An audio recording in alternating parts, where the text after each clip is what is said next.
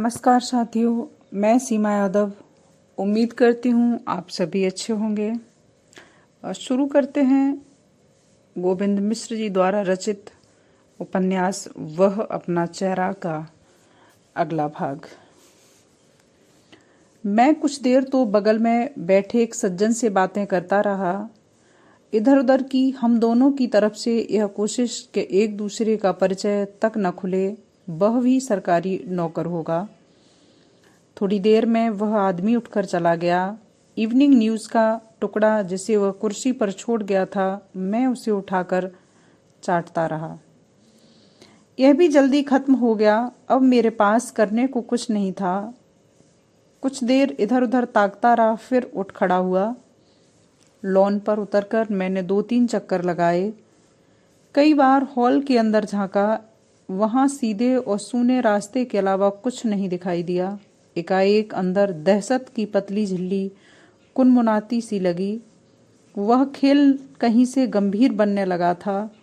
CD को आना चाहिए था, कम से कम मुझे बता तो देता।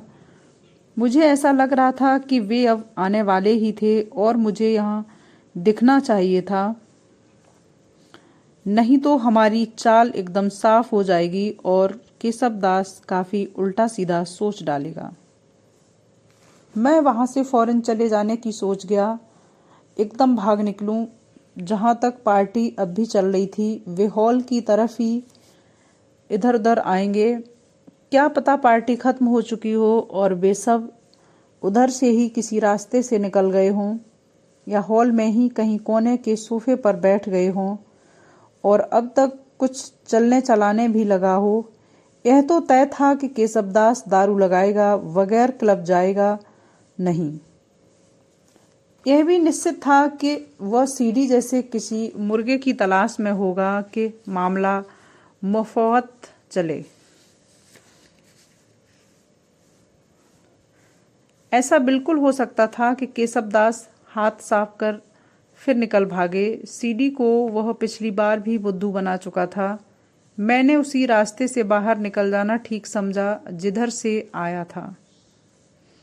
मैं दरवाजे के थोड़ा सा इधर उधर था कि पास वाली गैलरी से उस लंबी जगत पर आ निकले जिसके दूसरे कोने पर मैं अभी तक बैठा रहा। मुझे लगा मैं पकड़ लिया गया था, पर तब सहमे होने की बजाय मैं विक्षिप्त ज्यादा था। केशवदास ने अपनी ढीली ढाली पोशाक डाली हुई थी और वह अपनी आम कड़क में था। उसके साथ एक और था। पीछे पीछे सीडी एक सियार की तरह चल रहा था। मैं एक किनारे खड़ा हो गया, जैसे सामने से हाथी आ रहा हो। सोच सकता हूँ कितना हास्यास्पद लग रहा होऊंगा। इससे तो अच्छा था कि मैं आगे चलता चला जाता। एक छोटी मोटी गुड इवनिंग लगाकर मैं शायद उस शाम की अपनी साजिश से स्वयं आक्रांत हो आया था। अब वह खेल कतई नहीं रह गया था। मैंने केशवदास को काफी उलझे हुए ढंग से देखा। उसे भी कुछ ताज्जुब हुआ। मेरी बेहूदगी कहिए या कहिए कि मेरा दिमाग काम करना बंद कर चुका था। मैं बाहर निकलने की बजाय वहीं चहलकदमी करने लगा। वे सामने चलते हुए पेड़ के नीचे वाले गोल चबूतरे पर जा बैठे। सीडी भी बैठा था। वेरे को ऑर्डर देने के बाद भी वह बैठा रहा। यह निश्चित हो गया था कि उस बैठक में मुझे शामिल करने की हिम्मत सीडी में नहीं थी।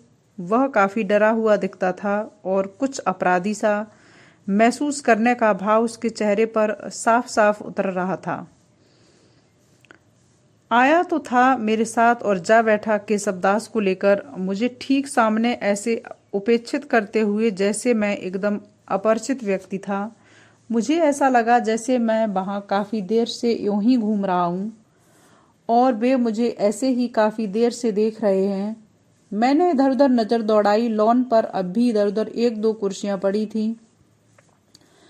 बाकी बेरे अंदर ले जा चुके थे। मैं एक पर जाकर बैठ गया। मेज न होने की वजह से वहां बैठना कुछ बेतुका लगा।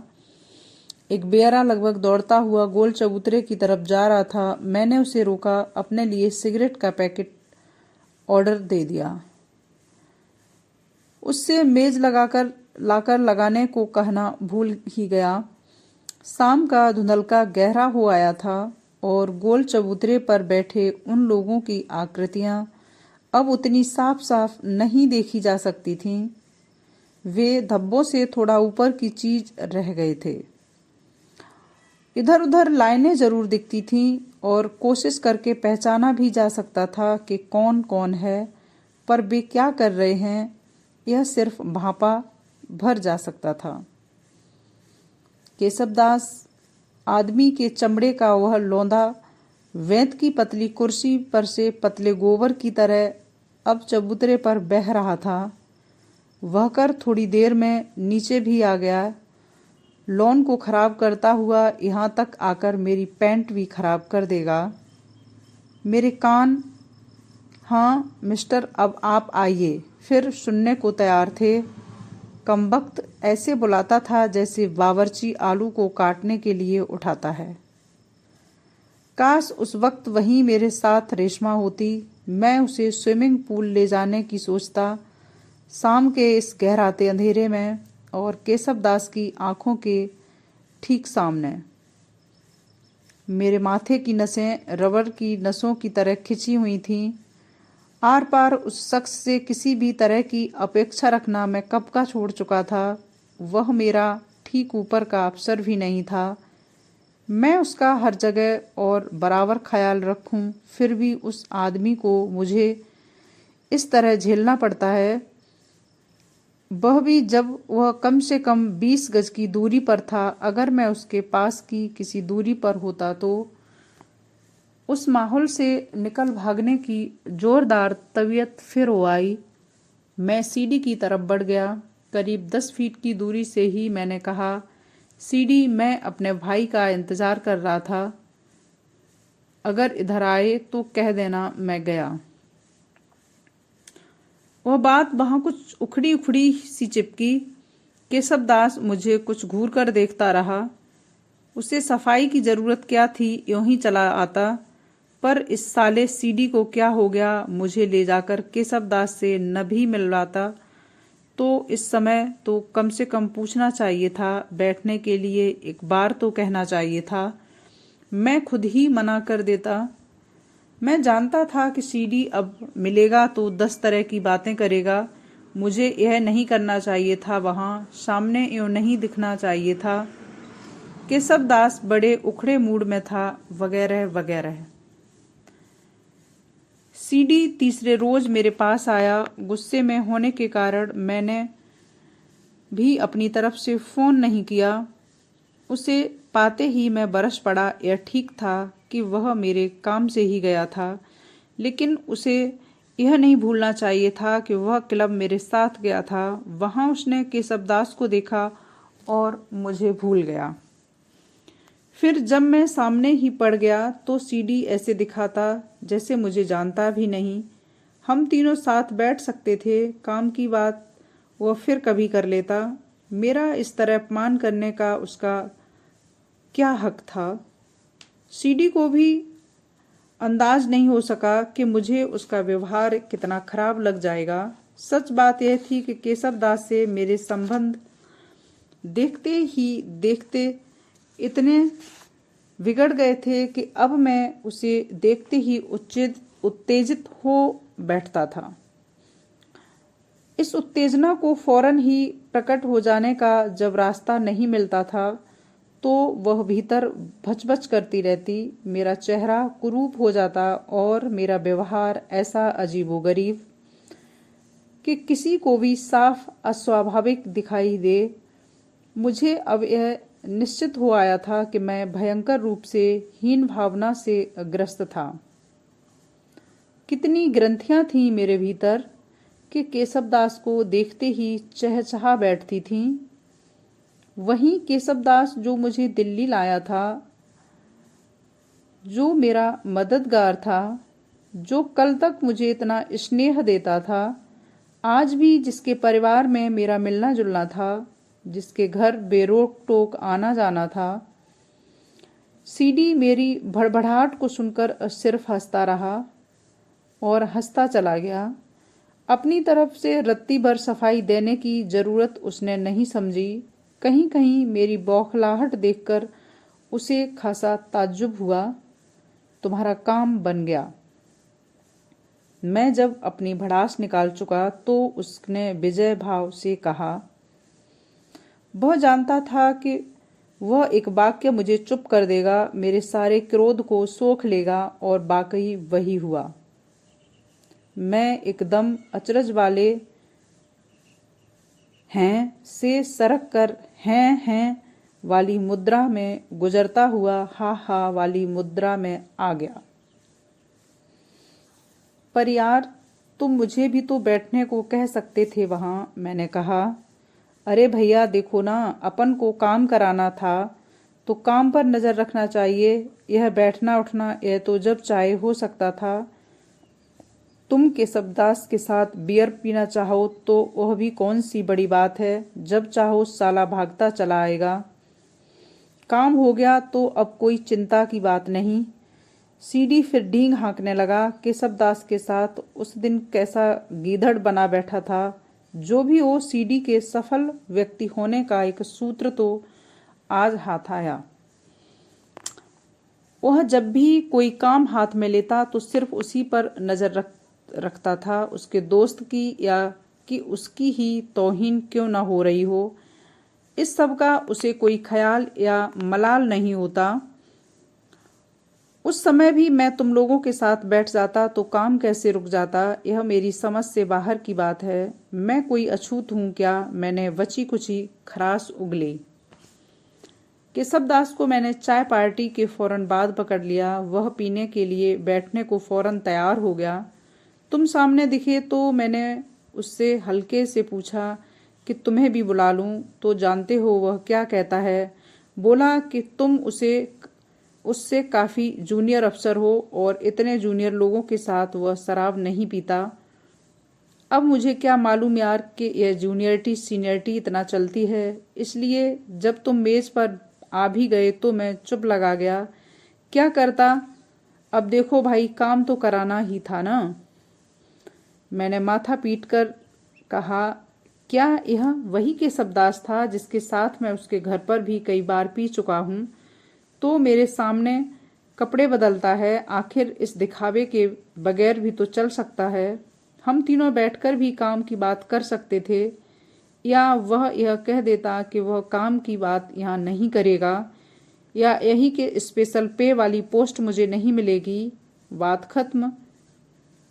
सीधे सीधे सच ही कह डाला कि वह मुझसे खफा है। इसलिए तुम कहते हो काम हो गया, उसकी बातों से तुम्हें ऐसा लगा या कि उसने शराब के नशे में तुमसे हल्का सा वायदा कर दिया और तुमने मान लिया। मैं कच्चा काम नहीं करता गुरु। और सीडी ने अपनी जेब से एक करीने से तह किया हुआ कागज निकालकर मुझे पकड़ा दिया।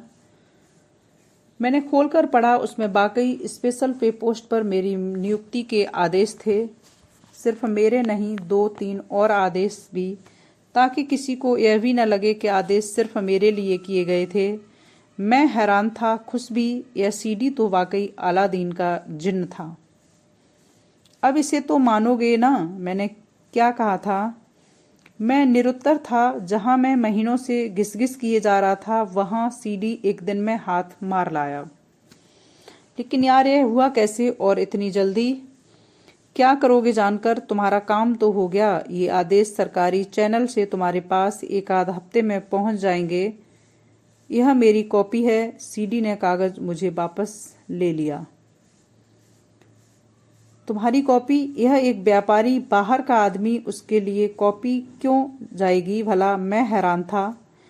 मैंने कहा ना, मैं कच्चा काम नहीं करता। यह कॉपी मेरे इत्मीनान के लिए है।